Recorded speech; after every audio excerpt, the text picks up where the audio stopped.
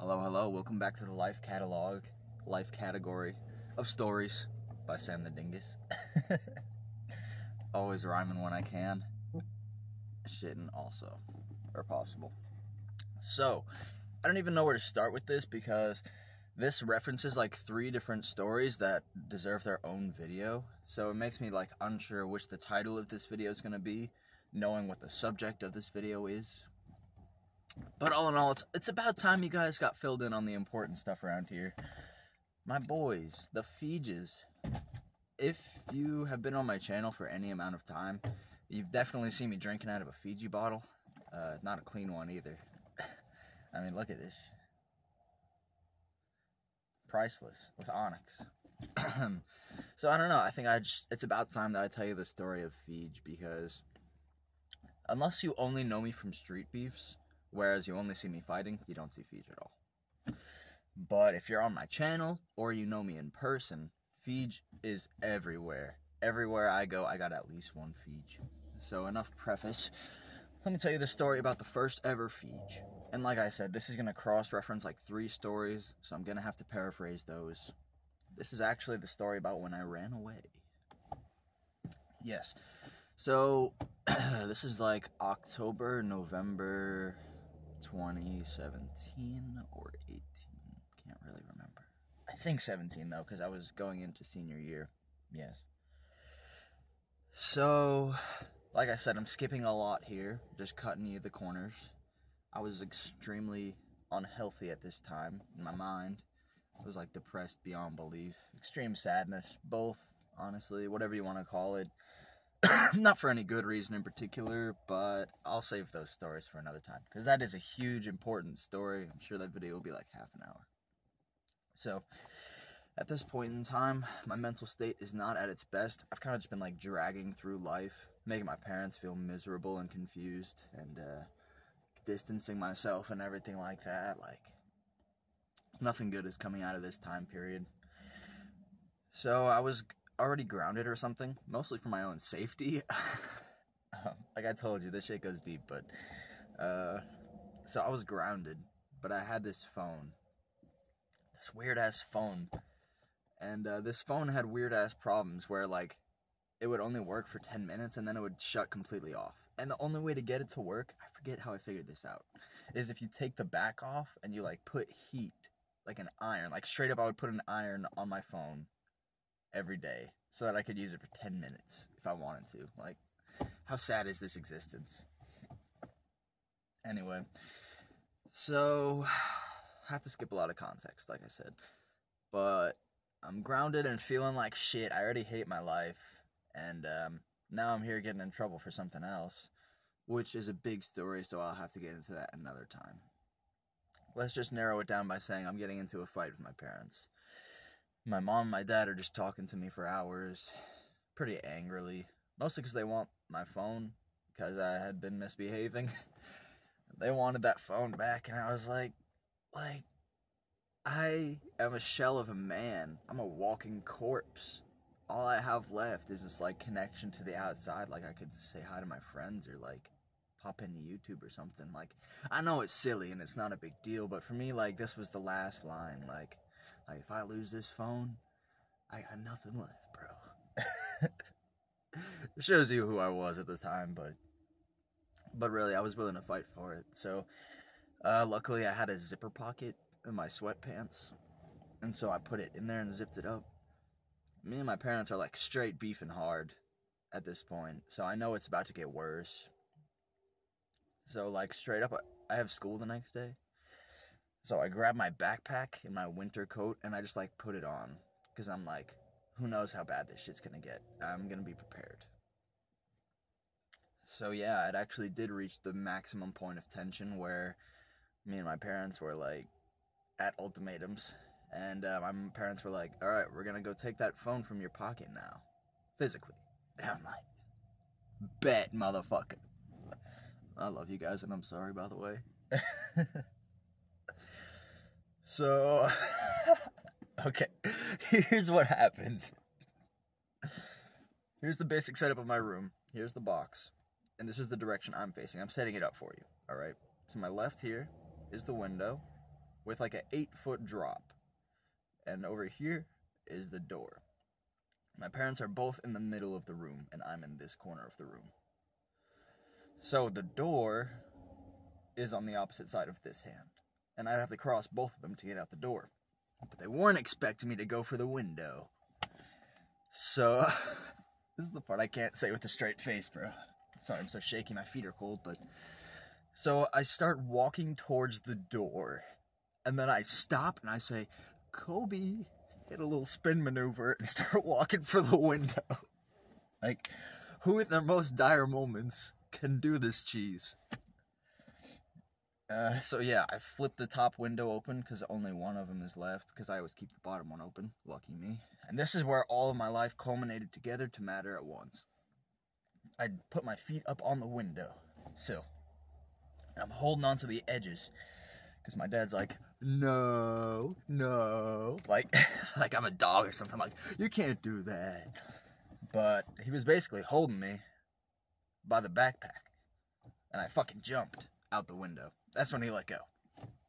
Because luckily my parkour training, I've been practicing jumping out my window, so it was no problem to take that 8 feet and roll it. Oh, exciting stuff. You can tell I'm getting fucking jitters thinking about this. So yeah, I fucking land. It's nighttime, and I'm on the outside, and I'm like, cool, man, that worked. My dad's like, yep, we're calling the cops. And I'm like, okay, bro. By the way, so sorry. You guys are awesome. You did all the right things, but, like, I had to. So this is where the second part of all my training came in. Me and my bro Dave the Dingus always used to walk from my house to the park through the woods. So I actually know, like, all of Canterbury Woods in my area really well, such that I could leave my house at night without a light, find my way through like a mile to the river, follow that all the way to the park. So it was actually really awesome navigating like that whole terrain at nighttime. Like, it was so surreal. Like, all my training paid off, and I'm out here in the fucking wild. So first I laid down beside the river where I fell asleep, but I woke up very quickly because I realized it was way too cold. I was like, it was just like Assassin's Creed moment, like, you can't sleep here, man, you gotta find somewhere better. Fighting through the danger. Like, at this point, I've entered real life, finally. Not just school simulations. Boring. So I walk under the bridge, and then I'm like, nah, the first place they're gonna look for me is under the bridge where I always hang out. So I kept going, and I just walk around the park once or twice, sit in the dugout. I turn on my phone, using it, and I was like, okay, it's midnight. What should I do? Where should I go? Somewhere warm. So, sneakily walked that night on the road into my friend Dave Pappas. Thank you, Dave the Dingus. I didn't ask, by the way. I just went and slept in his shed overnight. Oops. I think I messaged him like the night of or the day after, saying I was there or something, but I was trying to be stealthy. So when I wake up in the morning after a nice night's sleep, I don't know which way to go. Because realism is hitting me at this time, like, how long really are you gonna be out here for? You know, you're gonna go home at some point. You know this. You're not gonna live out here. But it was just like, I don't want to come back right away. Like, I want to show that I meant it, you know? Kind of a mental complex type situation. So I started walking through his woods, going towards the school, and then I'm like, there's nothing for me out here. I'll just be passing time. I have to go find food. So, huge part of the story I'm leaving out is what happened before this, but I had like $40 or $80, I think $80, in my phone case hidden that I had with me for this. So I knew I was going to survive the few days I was gone, at least. So I decided to take a big old walking trip, and once more my life culminated to help this moment, because years before this, me and my boy Mason went on a huge walk to Brooklyn, Connecticut from my house. And I basically did that exact same route, maybe a 5-mile walk. And I just turned right and hit up a Walmart. That was definitely like the farthest solo walk I ever did at this point. And it was on the road while running away, so it was really fucking awesome. And somehow, I mean, I heard that somebody saw me when I came home way later. But no one, like, called the cops on me. Nobody, like, pulled over or looked at me or anything. I was just like, This is actually, like, kind of crazy in a way. Like, I'm just walking around, but nobody has any idea what's going on with my life. Like, I'm here at Walmart, and nobody knows what's going on. Like, I don't know, that kind of, like, triggers consciousness for me in my everyday life here and now. Like, you really never know what kind of things people are dealing with in every given moment. And so it's good to be nice to people, you know, you never know, really. 10 minutes deep in this video, almost there. So, I find this perfect spot to lay camp around like a cliff. There's a cliff that makes a bowl, basically, in the woods very close to Walmart, Brooklyn Walmart, CT. So that's where I make my camp. And that's when I walk to Walmart and have myself a little party. I get a bunch of water, like a gallon of water, Pepperidge Farm cookies, a massive tub of peanut butter because calorically that's all you could ever need. And then just a couple things here and there. I bought a spaghetti can. And I'm pretty sure this is where I got Fiij. But I'm going to save that till the end of this story. Because actually, after the running away, Fiij takes its own leg. So this is a long video, I'm sorry. So, I bought all these things. Long story short, I came back to my campsite and was bored all day. Because there's nothing to do. And I just wanted to listen to one song with my phone. Stairway to Heaven, but then my phone started doing that weird thing where I needed to iron it, and I couldn't use it anymore. Here's the cool thing I found out, is that me turning on my phone and trying to use the internet, the police were tapped into it, and so they got a location off of it, but it was the wrong location, so it didn't really work or help them at all. They just went looking in the woods in the wrong spot, but, yeah, pretty cool stuff. Anyway, so nighttime comes, and I wake up on the first night of being out. This is night 2 of running away. Yes. Night 2, I wake up and I'm like so cold. Like I'm gonna die. I'm cold. Like, so this is back when Walmart was 24 hours. Missed that shit. Fuck you, Corona. Fuck you, China. Whatever. We can talk about that one later. Anyway, so I walk in the full moon back to Walmart. That's where I missed some important stuff, but here I'll fill you in. This is where I bought a blanket, which I still own to this day. I used it last night, so a lot of childhood memories do come out of this. A lot of personal attachments. That blanket, number 1, and Fiij. But the actual reason that my parents were mad at me in this particular time is because I broke their kitchen scale, stepping on it, because I was using it for weed. Oops. I forgot to put it back and I broke it. So that's kind of the reason they were pissed in the first place. So when I was buying this blanket, I also bought a new kitchen scale because I was like, that's the resolution we needed here. That's the only good ending, you know? Like, either I'd never come back and that's fucking stupid, or I just walk home because I'm bored and that's fucking stupid. But how about I come home with a solution to the problem that I started? I'll buy you what I broke, a kitchen scale. That's what I did. And at that point, it was kind of set in my mind that I knew I was going to go home soon, but I lasted out another day. So, 2 nights or 3 nights outside is all I spent. After that, I walked home. Here's where I want to break into 2 sections. One thing that happened during my walk on my way to Walmart that first day is I found this abandoned little shack thing, and I checked it out, and I wrote in it too, because I found like a notebook or something, or I left a notebook behind, I forget. But cool, I want to go check out that spot, see if there's any like memorabilia. I got my feet so soaked in that river, bro. You have no idea how cold that water is on your feet in November. Anyway, here we go, towards the end. So finally I decided I'm going to go home. But I might spend one more night out. I was like, I'm going to walk most of the way back and then just like chill for a night. Just to say that I'm not a chump and I can actually survive the outdoors. But as I'm walking back towards my house, my mom pulls over like, hey stranger, you need a ride? And I'm like, hell yeah. So that's the end of the running away story. Happy ending. They were all pretty happy when they saw me with that kitchen scale. Back home safe. We all got over our shits. They let me keep the phone in the end. Even though I can only use it for 10 minutes per day because of the ironing thing. Can't explain that business. It's pretty whack. So yeah, that's the gist of the running away story. I did miss school for those like 1 or 2 days.